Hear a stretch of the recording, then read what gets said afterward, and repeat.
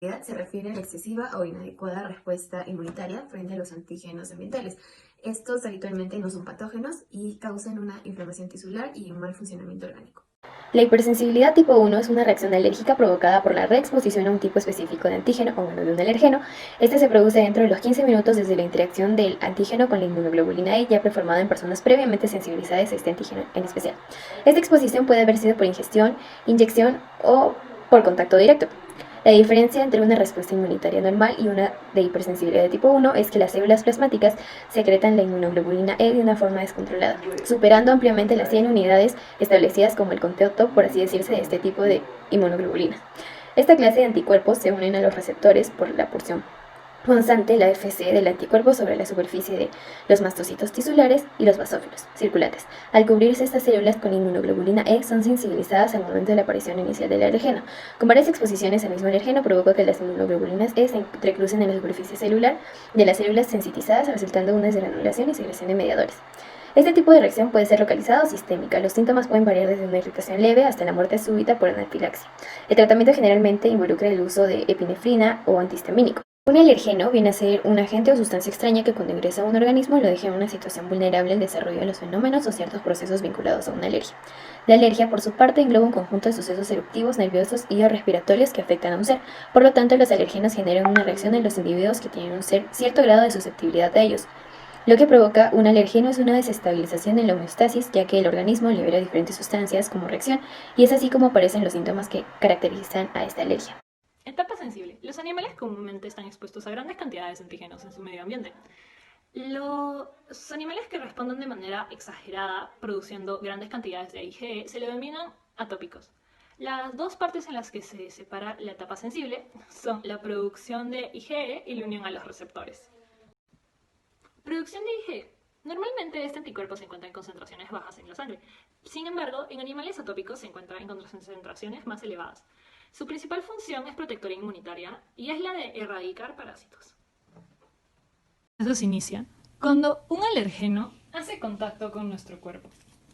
Este ingresa y es captado por las células dendríticas. Estas células dendríticas harán el proceso de presentación de antígeno a las linfocitos T vírgenes. Estos linfocitos T vírgenes posteriormente se convertirán en linfocitos TH2. Estos linfocitos TH2 producirán interleuquina 4, que junto con la estimulación de la CD40 producirán IgE. Esto por los linfocitos B. Cabe destacar que los mastocitos también fueron estimulados por alergenos, contribuirán a la producción de interleuquina 4. Esto hace que se sobresintetice la interleuquina 4, lo cual produce una gran producción de IgE, produciéndose una respuesta alérgica en demasía. Unión a los receptores. Los IgE, luego de haberse producido por un contacto con los alérgenos, se unen a los receptores de alta afinidad, los FcRI. El principal, los receptores de alta afinidad, FcRI, los cuales se encuentran en la membrana de neutrófilos, eosinófilos, basófilos, etc. Este consiste de 4 cadenas, una alfa, una beta y 2 gamma. La cadena alfa es la que se une a la IgE. La cadena beta es la encargada de la estabilización del complejo. Y la cadena gamma hace lo que vendría a ser la traducción de señal. Cabe resaltar que la presencia de los receptores FcRI asegura que los mastocitos estén constantemente cubiertos de IgE. A mí me tocó hablar sobre la etapa del desencadenamiento, la cual va a ser un segundo paso a nuestra primera etapa, la cual se llama sensibilización, la cual ya mis compañeras explicaron. Esta etapa, la cual voy a hablar, se van a producir ciertos procesos, los cuales vamos a ver que llevan a cabo esta etapa. El primero de estos es la reexposición al antígeno. la activación celular, la liberación de ciertos mediadores químicos y por último la acción de estos mediadores químicos en ciertos tejidos. Esta etapa la vamos a dividir en dos fases. Una fase inicial, la cual se va a componer principalmente por la reexposición al antígeno y justamente la unión de este anticuerpo por ayuda de ciertas células. En nuestra segunda fase, la fase tardía, va a ser la cual se va a generar este proceso inflamatorio por el uso, la acción de ciertas células, que a continuación vamos a hablar. Primero vamos a hablar sobre la reexposición al antígeno. ¿A qué se refiere con esto? Esto es el proceso en el cual vamos a ver que el alergeno se va a unir a las moléculas del anticuerpo inmunoglobulina E. Estas van a estar fijadas en los mastocitos y esto lo que va a producir es un entrecruzamiento de receptores de gran afinidad. ¿Dónde vamos a encontrar estos receptores? En la membrana de los mastocitos, basófilos, eosinófilos.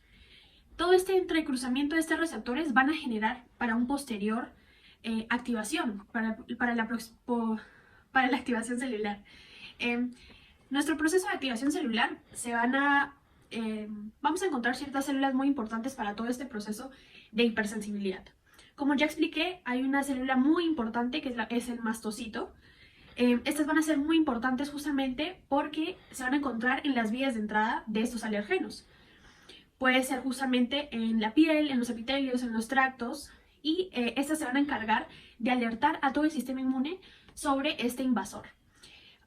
Justamente donde se va a ingresar este alergeno por vía de este mastocito, vamos a ver que las manifestaciones clínicas van a variar, porque justamente puede ser aérea, digestiva, cutánea, etc. Nuestra segunda célula es la llamada basófila. Estas son células sanguíneas, como ya sabemos, que nacen de las células madres. Esta tiene una importancia porque va a almacenar justamente estos mediadores preformados, que más tarde hablaremos de ellas, y expresan con gran afinidad estos receptores. Y por último están las eosinófilas, que también son células sanguíneas, como sabemos, nacen de la médula ósea, y estas van a ser estimuladas por una citoquina, la citoquina que está producida por el linfocito TH2. ¿Para qué funciona esto? Porque esta citoquina va a decirle exactamente dónde se va a producir o dónde debería ir el eosinófilo, justamente al punto de inflamación. Entonces, ¿qué son estos mediadores que tanto hablo, no? ¿Qué son estos mediadores químicos? Estos mediadores, justamente como ya les expliqué, van a ser liberados de los mastocitos, basófilos, eosinófilos por un método llamado exocitosis o proceso llamado degranulación. Rápidamente existen dos tipos de mediadores químicos, los preformados y los de novo. Los preformados se van a diferir porque llegan al punto de acción mucho más rápido. Hay tres tipos de mediadores preformados: las aminas biógenas, los proteoglucanos y las proteasas neutras. Las aminas biógenas, uno muy importante que siempre conocemos y es perjudicial para esta etapa, es la histamina.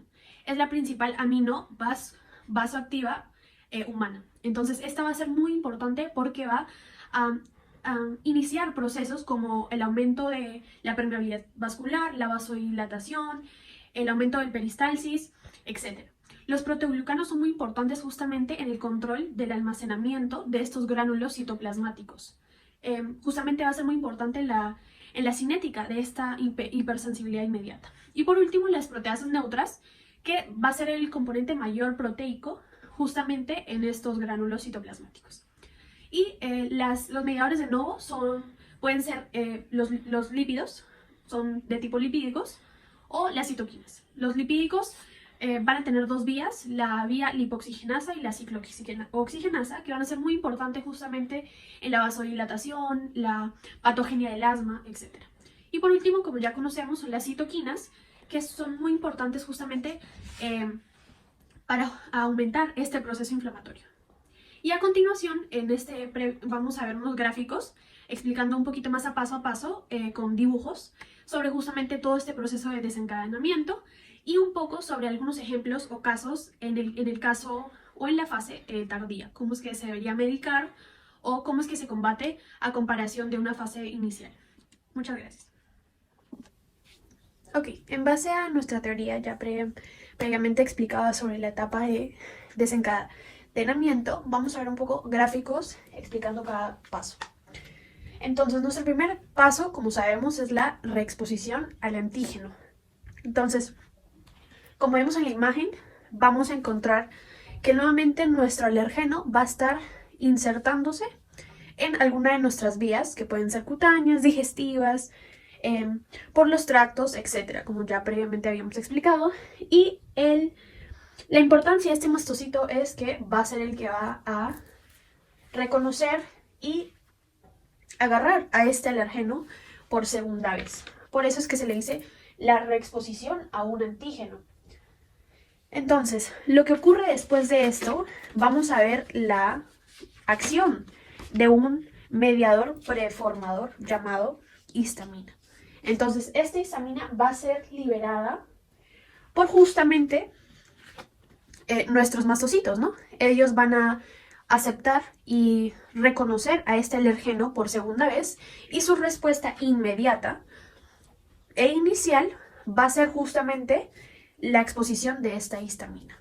Sabemos por teoría que esta histamina tiene muchas acciones y puede hacer un proceso de vasodilatación, un aumento del peristalsis, una broncoespasmos, etc. Entonces sabemos que la histamina tiene muchas acciones justamente porque es un mediador preformador y justamente va a llegar al punto de acción mucho más rápido. Entonces, ¿qué es lo que se requiere o se hace en estos casos? Se utiliza a los llamados antihistamínicos, los cuales van a disminuir por completo esta respuesta alérgica que justamente puede hacer o conllevar la histamina, ¿no? Entonces, esos fármacos histamínicos son los que conocemos como, por ejemplo, la loratadina, la cetiricina, que justamente van a bloquear esta exposición y liberación de esta llamada histamina. Entonces, este proceso es muy rápido, es en ciertos minutos, es un proceso extremadamente rápido, el cual va a parar por completo esta respuesta alérgica. Entonces, ¿qué pasa cuando existe una fase tardía? Entonces, ¿qué es lo que vemos en estos casos? Entonces, como vemos, acá ya está todo nuestro proceso. Vamos a ver que este alergeno va a estar expuesto a una célula presentadora de antígeno, la cual va a justamente convertir y hacer el proceso de que estos anticuerpos se unan a los mastocitos, como ya sabemos. Y lo que va a ocurrir en una fase tardía, que justamente como sabemos ocurre horas después de nuestra fase inicial, es de que esta respuesta va a ocurrir porque estas células TH2 van a liberar muchos tipos de células, como vemos los basófilos, neutrófilos, que van a generar esta inflamación, lo cual condiciona a justamente enfermedades crónicas, como es el asma, la rinitis alérgica, etc. Entonces, esto es una respuesta persistente de células provenientes de los mastocitos, como podemos observar, y va a ser una proliferación de células TH2. Entonces, ¿qué es lo que ocurre en estos casos? Es de que se trata con los llamados corticoides, no con los antihistamínicos, porque ya es una diferente tipo de fase y con diferentes tipos de células, las cuales se atacan de diferentes maneras, ¿no? Entonces vamos a ver un primer ejemplo relacionado a esto. Entonces nuestro primer ejemplo es un niño que estaba jugando con un gato y se produjo una broncoconstricción. Entonces sus padres le dieron justamente un antihistamínico porque justamente tuvo una respuesta alérgica y a los minutos mejora, ¿no? Lo que pasa, como una respuesta tardía, es de que el niño vuelve a tener los mismos efectos y los padres nuevamente le ponen un antihistamínico. Entonces lo que pasa es de que este antihistamínico no va a hacer nada porque justamente estamos hablando sobre una respuesta mucho más tardía que ocurre dentro de horas y se medica con los llamados corticoides, como ya previamente se había explicado.